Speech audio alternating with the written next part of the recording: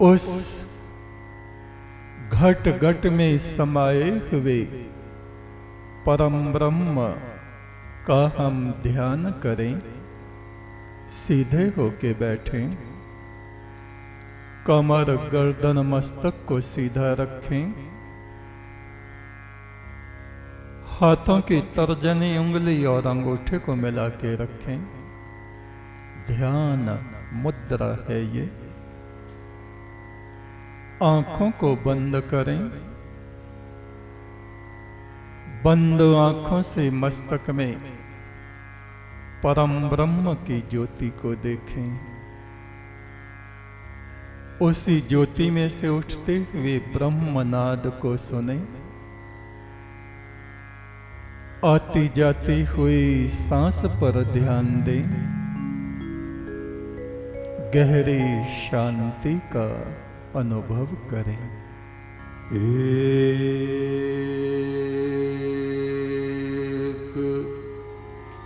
तो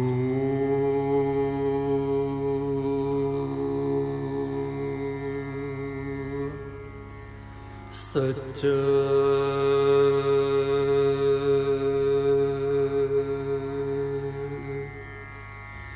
तेरा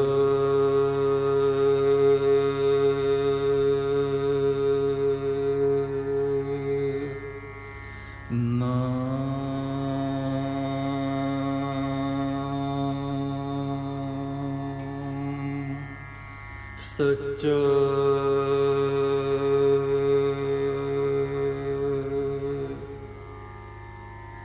एक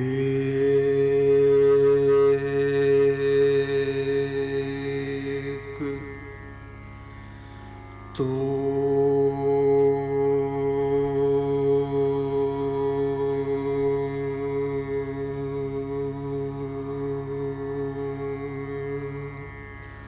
सच्चा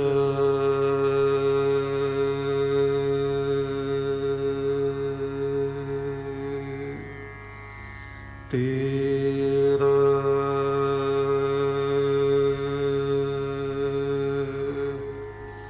नाम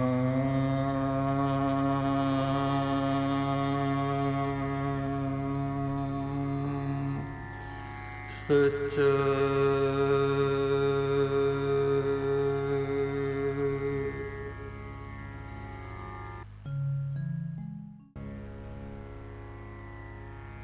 इंद्र अपना विमान लेके आया। पांडवों की अंतिम यात्रा जो हिमालय में हुई थी, आपको ध्यान होगा, एक एक करके सभी खत्म हो गए। द्रौपदी, नकुल, सहदेव, भीम, अर्जुन, केवल युधिष्ठिर बच गए और उनके साथ साथ एक कुत्ता चल रहा था।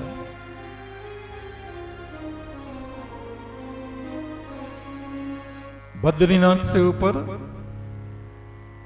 अलकापुरी और वो सतो पंथ कहलाता है, वो स्थान स्वर्ग की सीढ़ियां कहलाती हैं। उस स्थान पर इंद्र विमान लेके आया था। धर्म युधिष्ठिर के लिए, आइए बैठिए, जीवित स्वर्ग चलिए। कहा मेरे कुत्ते को भी बैठाओ। बोले कुत्ता स्वर्ग में नहीं जा सकता। बोले तो मैं भी नहीं जाता। जो मेरा अनुचर है, अनुयायी है, उसको छोड़कर मैं स्वर्ग में नहीं जा सकता। ये बात हमें ध्यान आई और हमने कहा भाई आप सब लोग जाओ और हम नहीं जा सकते।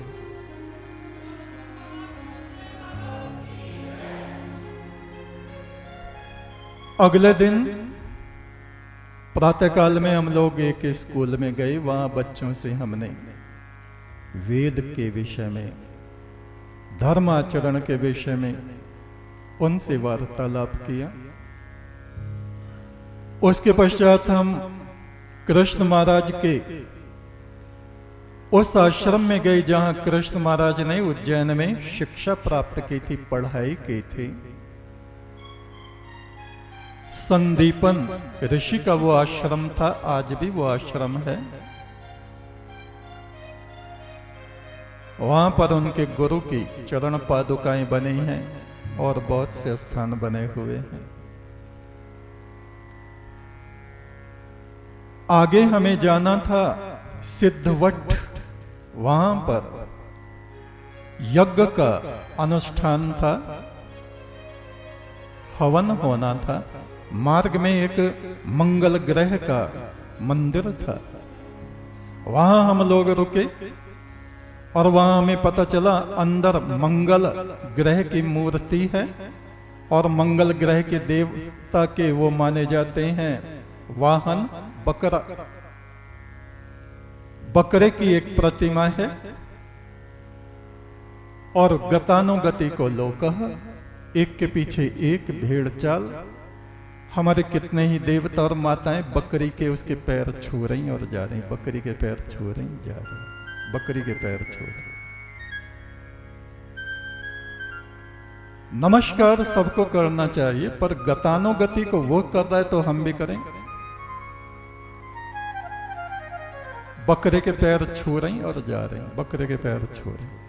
जैसे अयोध्या में एक बछिया की पूंछ पकड़ के सैकड़ों माताओं ने और हमारे देवताओं ने, गुरुजी तो ना देख रहे, हम देख के क्या करेंगे, देखेंगे भी तो आपका पुण्य नष्ट हो जाएगा, आप जल्दी करो। 10-10 रुपए में बछिया दान कर दे, जो भी आ रहा है 10 रुपए रखे, बछिया दान। वो करा रहे हैं और ये लोग कर रहे हैं। कितने महान ज्ञान को प्राप्त किया है हम लोगों ने। वैसी दान करना, वैसी दे दो भैया, लो ये इसके चारे के लिए ना। पूंछ पकड़ रही हैं, केवल माता ही नहीं देवता भी हमारे सोच रहे हैं 10 रुपए में हमने बछिया खरीद ली और अब इसको दे दी।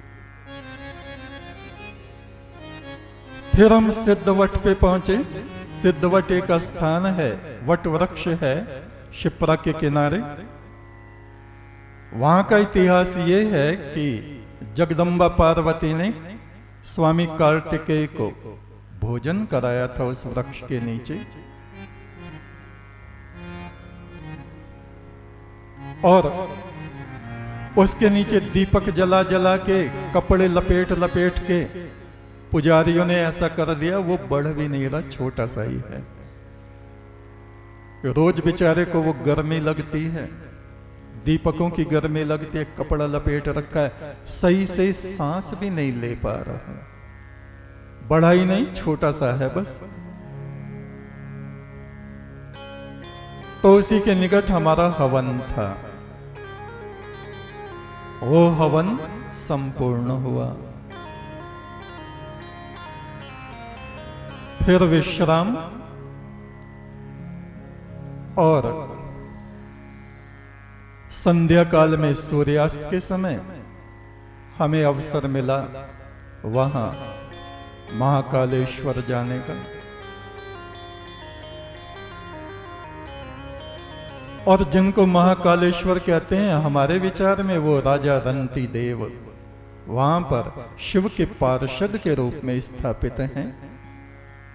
रंती देव वो ही राजा थे जिन्होंने 49 दिनों तक जिनको भोजन नहीं मिला था, और अंतिम दिन जब भोजन मिला तो एक ब्राह्मण आया, उसको दे दिया।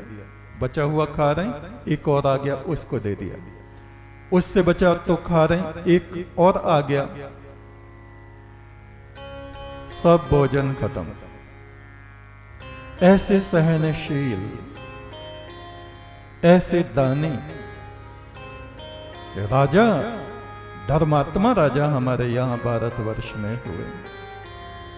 महादेव शिव ने उनको वरदान दिया और अपना पार्षद उनको बना लिया। वे त्रिदेव थे, 3 देवता थे, शिव, ब्रह्मा और यमराज। उसी को महाकालेश्वर कहा जाता है।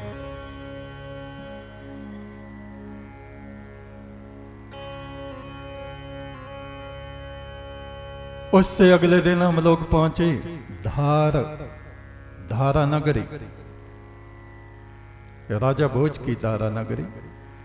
उनका किला है, राजा भोज का किला बहुत बड़ा। वहां हम लोग गए। वहां एक ऐसे वीर पुरुष की गाथा है जिसका सर तो कट गया था युद्ध में, लेकिन वो फिर भी तलवार चलाता रहा। सिर कट के गिर गया और वो तलवार चला रहा है। ऐसे वीर भारतवर्ष में जन्म लेते।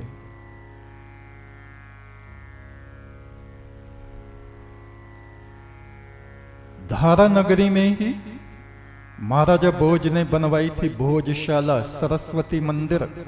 जैसे नालंदा तक्षशिला में संस्कृत महाविद्यालय था, ऐसे ही धारा नगरी में राजा भोज के राज्य में सरस्वती मंदिर था भोजशाला के नाम से। वहां हजारों विद्यार्थी पढ़ने के लिए आते थे। वहां पर हम लोग गए। बाद में जब मुस्लिम आक्रांताओं ने हमारे देश को नष्ट भ्रष्ट किया, संस्कृति को भ्रष्ट किया, हमारे सारे धार्मिक स्थल उन्होंने नष्ट भ्रष्ट कर डाले। आज वहां जुमे के दिन नमाज पढ़ते हैं, मंगलवार के दिन आरएसएस के कुछ कार्यकर्ता और दूसरे लोग मिलकर वहां यज्ञ करते हैं, हवन करते हैं। पहले हिंदुओं का वहां जाना भी मुश्किल था, अब वो खोल दिया गया है। वहीं पर गढ़ कालिका राजा भोज की कुल देवी, वहां पर हम लोग गए। वहां से फिर हम लोग मांडवगढ़ गए। मांडवगढ़, आला उदल का नाम आपने सुना है। आला में मांडवगढ़ की लड़ाई बहुत मशहूर। आज भी वहां पर आला का बहुत ऊंचा बड़ा भारी भाला गढ़ा हुआ है, जिसको वहां देखा जा सकता है। वहां पर एक राम मंदिर है, जल महल है। ये सब राजा भोज के बनवाए हुए थे, जो बाद में दूसरे लोगों के अधिकार में आ गए, मुस्लिम शासकों के अधिकार में आ गए। वहीं पर एक हुई रानी रूपमती। रानी तो थी ही वो, लेकिन वो गायिका भी थी। ऐसी गायिका जिसने तानसेन जैसे गायक के अभिमान को चकनाचूर किया। उस समय दिल्ली का सम्राट था अकबर। उसने बहुत कोशिश की रानी रूपमती यहां दरबार में आके गाएं। उसने मना कर दिया, मैं नहीं आऊंगी।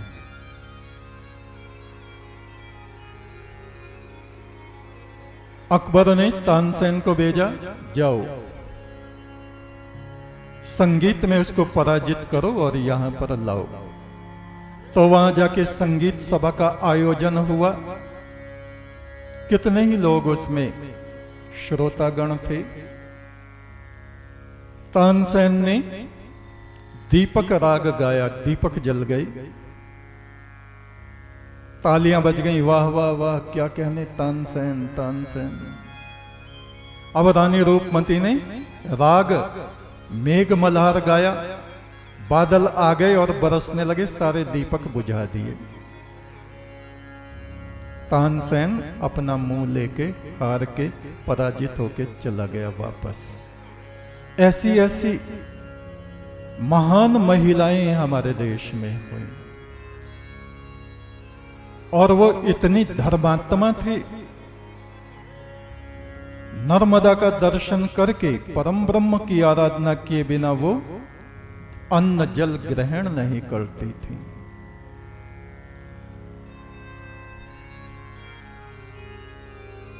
अगले दिन वहां से जाते हुए हमें जाना था जाना पाऊं। जाना पाऊं जगह है चंबल का उद्गम, चंबल नदी जो बह रही है, और वहीं पे जन्म हुआ था परशुराम का। जमदग्नि के वो पुत्र थे। और उससे पहले रास्ते में पड़ता था नीलकंठ, शिव का एक स्थान, बड़ा प्राकृतिक मनोरम। झरना ऊपर से बह के आ रहा है, शिवलिंग के ऊपर धाराएं गिर रही हैं। अकबर वहां पहुंचा होगा किसी समय में, मंत्र मुग्ध रह गया। हे ईश्वर, हे परमात्मा। वहां उसने एक दीवार सी बनवाई, कुछ परकोटा सा छोटा सा बनवाया, और फारसी में उसने लिखवाया, ऐ परमात्मा तू बड़ा महान है। मैं तो अपने जीवन में आज तक कंकड़ पत्थर इकट्ठे करता रहा, मांसाहार, राग द्वेष,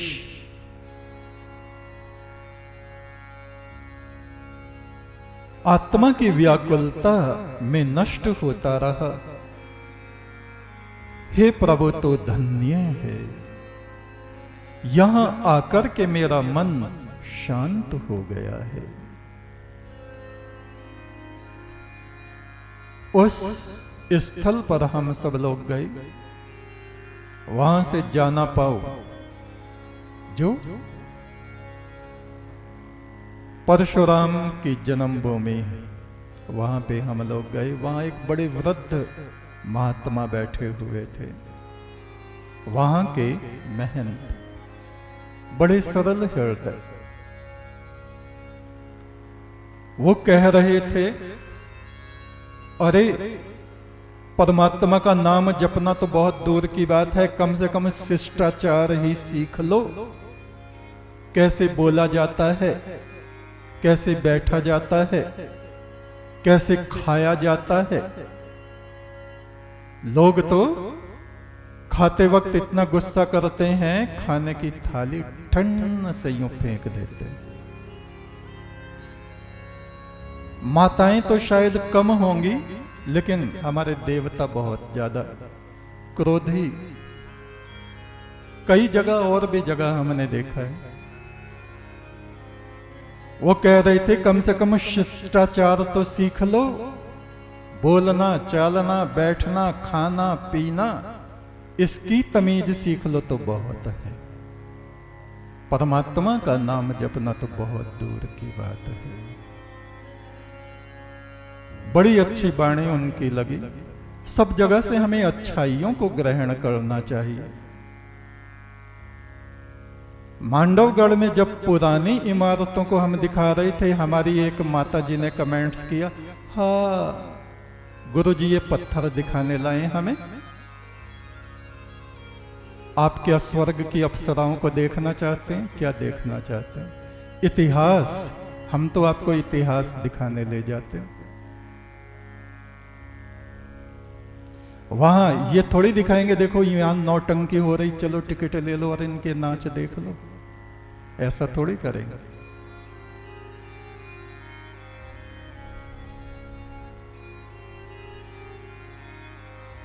हम लोग फिर पहुंचे माहिष्मती, नर्मदा के किनारे एक बहुत प्राचीन त्रेता युग का साम्राज्य था। वहां माहिष्मती, बाहुबली में आपने देखा होगा माहिष्मती राज्य, वहां के राजा थे सहस्त्र बाहु, उन्हीं के नाम पे बाहुबली। आपने जो चलचित्र देखा होगा, परशुराम का और बाहुबली, उन सहस्त्र बाहु का युद्ध हुआ और सहस्त्र बाहु वहां। एक तू सच्चा, तेरा नाम सच्चा, संसार के मालिक तेरा नाम सच्चा।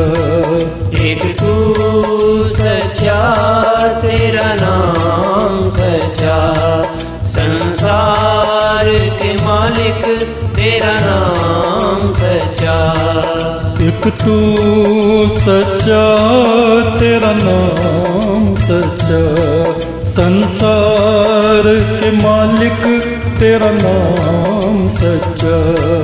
एक तू सच्चा, तेरा नाम सच्चा, संसार के मालिक